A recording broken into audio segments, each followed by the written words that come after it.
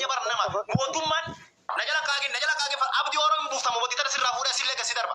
Ya barnama mootummaan najala kaage abdi oromoo buuftamu wadi tara sirraa fuudhee sillee gasi darba. Salama nama buusi jedhe buusi gadi. Dhaggeeffadhaan sodaatina ijoollee kenna tokkoffaa albaatiin ta'ina.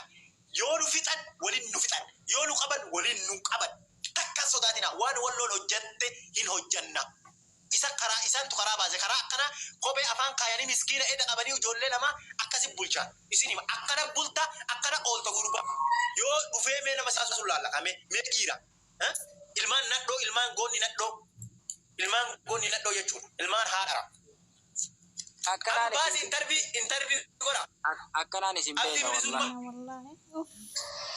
Abbu argaa keessa miskiina darartan. Maal yaafi? Abdi culule. Bishaan kennaa fi siliipparii haali qimsu. Haram. Shoo hada?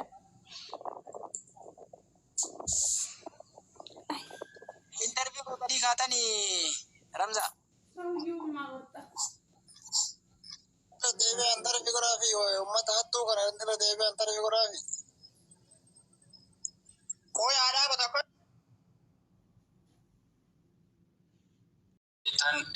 Namni kun naannoo ammoo Mokkayyaa jedhamuu fi namoota hedduu irratti daddabree Mokkayyaa jechuun walloma keessa manni wallollee baay'inaan beekaa.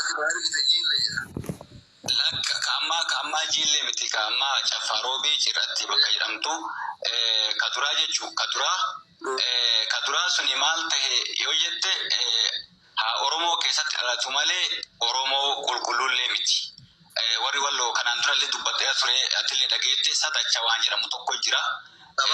Sadachi kun warra garaa hammaatu kabara dheengaddaasanii waan kana isintun dhageenfaa ta'uu mala malee barreeffamallee dubbadhee ture keessallee dubbadhee ture warrallee qoradhee haga Caffaroobii yeroo dhaqutti akaakayyuu abaabayyuu isaa yoo gaafadhee jedhu sadacha kana afaan Oromoo jechuun afaan Oromoon beekan Oromoo keessa dhalatanii malee ka'ammaa kun ammoo nama Oromooti waan akka Oromoo qulqulluudha sanillee dubbataa ture gaafsanis kaalammataa kana amma maan dubbatinii akkuma inni gadhiifame maan dubbatinii ka jedhan viidiyoo kaleessa gadhiise guyyaa 15 gaafa inni as bahe san waraabe jechuu waraabee ka jedhe amma garee keessatti illee namoonni hedduun ni jiranii waan kana hin dubbatinii waan kanan dubbatinii haga amma itti gaafatamaa itti seeran alaa obbo Anas Sheekaa kunillee dubbatinii haga gaafa ijoolleen takkatu hidhame ijoolleen sunillee baatu yeroo kana ajandaan ammoo Facebook gubbattoonni deemaa jiru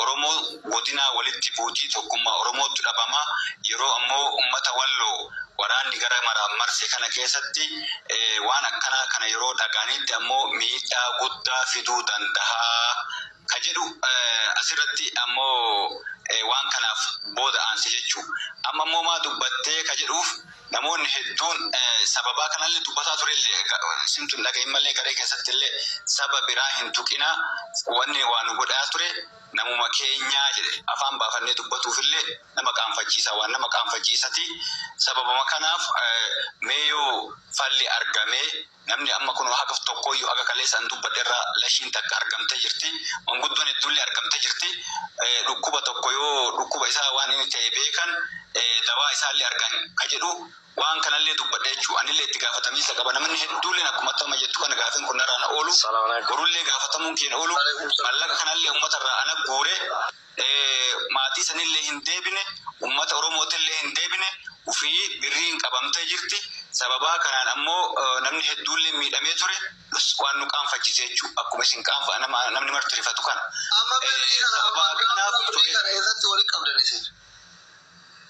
Afarsoo biratti walitti qabne Afarsoo bira walitti qabdan Afarsoo bira walitti qabdaniitiin sitti erganii isin ijoollee kanatti ergitan immoo Su'uudii marra Yamanitti ergame birri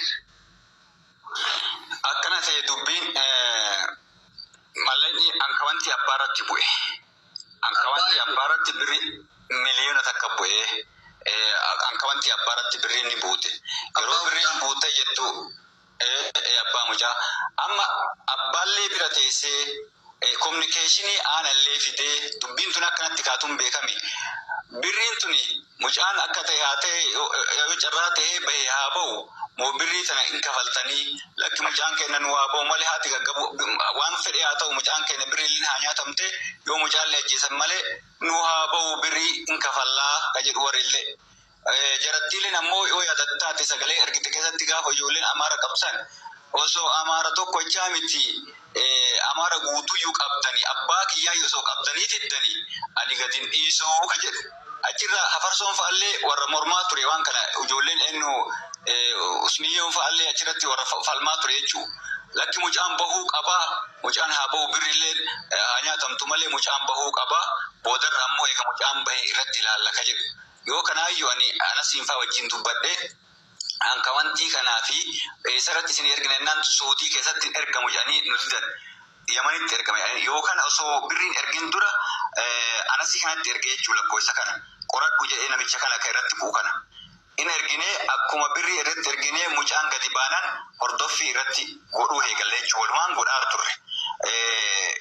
godhaa turre jechuu anasiin kun yeroo sanitti arabdicha san foormishiin irraa fuudhee yeroo ammoo hordoffii irratti godhanii bakkuma ammoo birrii baafatanitti fotoo kaasanii jala deemanii sarara mallee deemurraan ijoollee sanarra ga'uu danda'an jechuu wanni as baanee dubbachuu dhabneef baay'ee namatti ulfaata baay'ee hammaata dhuguma rabbiitti akkam gaafadhee ture mucaa illee akkoo isallee si erga yoo haati bootu san garaa si nyaanne haadha Oromoo irraa hin baane ati kayyinullee gaafataa turre haadha Oromoo irraa bahee bakka waan mallaqaati jenneetumaan qalbiin wanni taati jedha.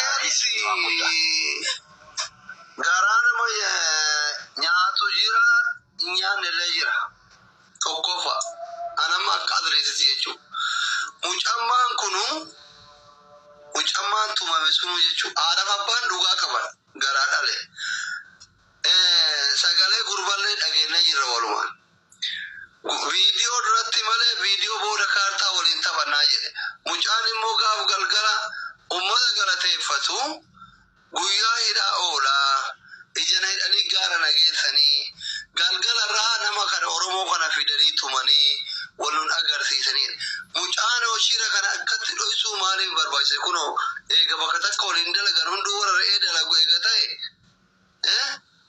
maal itti yaadameeti sira mucaan akkuma jedhan birrii san sii qoonna buuna sii qoonna jedhaniin itti moo obboleessillee lakkoofsa warra kanaa dura dhoogate amma jechuun obboleessa mucaati mucaa laal orma qofa badaa oruu miti an akka kiyyate jechuudha mucaa obboleessa mucaati si osoo keessumaa nama akkanaa kanattuu himtanii dubbiin haganan fagaatu jechuudha haga namnillee waliin fixu jechuudha haga namni qadiyyallee hidhamu jechuudha isin amma Oromoo walitti hin buufnutti miskiina lafarraa xuruurtan dhugaa rabbi jechuudha isuma dhugaa rabbi hundaafuu boru beellamni boru jedhanka Ibrahim Faantillee keessallee nu dubbise boru jedhanii waan hafe sirreeffadha xumuradha sheetichillee mana jala dubbatee ture yaa'u deebii gaanaa deebisullee haa baatu boru mucalleen haa dhufu itti mate bilbilee isaa hin qabda. Gaafii ammatti na gaafatte kana keessa sagalee si erga keessatti gaafii hunda gaafanne mucaallee walirra finne beeytaa jara kanaa jenneeni bakka akka beekuu fi hin dubbate amma dubbiin ammoo reefu amma Ibrahim Waahid dogongora uume achi keessatti mucaa ragaa bayaa jechuu ka birrii irraa fuudhe mucaa kana birrii isinii kenne jettaniini Ahmadii kana narra telefitin Ahmadii wal beeyta Uzammilii wal beeyta obboleessa saasanii wal beeyta ammoo lakkoofsa jaraa qabda waan waliin haasoo ittaan qabda mucaa gonkumaayyuu birrii sii qooda waan jedhamu takka ittiiyyuu hin dubbanne afaan isaatti sagalee san si erga keessatti hin dhageeffatu waan jedhu takka illee ittiin dubbanne mucaan kun illee irraan beeku jarri kun ija hidhanii fidan akkuma san ija fidanii boodarra ammoo ijoollee isa bira teettu afaan amaaranyaatti haasofsiiftu ofii dhokadhee namni kana gooyse ana ka jedhu anatu fuudhee itti gaafatamaan ana ka jedhu mucaan san amaaranyaatti haasawuleen akkuma sanii mucaan jiraan jira doo carraa naa kennite mee gaafiin qaba